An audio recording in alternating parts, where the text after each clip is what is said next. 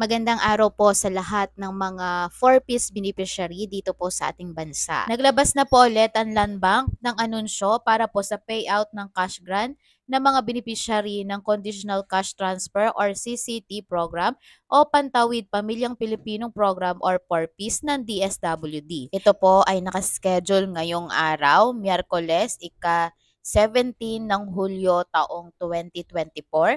Ito po ay via ATM withdrawal sa mga piling Land Bank Servicing Branches. Itong payroll schedule ng mga rehiyon ay para po sa Period 2, 2024, RCCT 1, CVS Regular.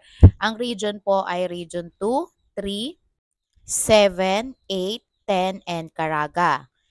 Period 2, 2024, RCCT 17-Client Status 28-Active Household in Special or Different. Region po ay 3, 5, 7, 10, and CAR.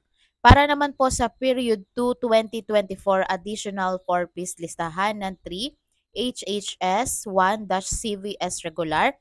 Para po to sa Region 1, 2, 3, 4A, 5, 6, 7, 8, 9, 10, 11, 12, NCR, CAR, Caraga, Mimaropa, ARM, and BARM.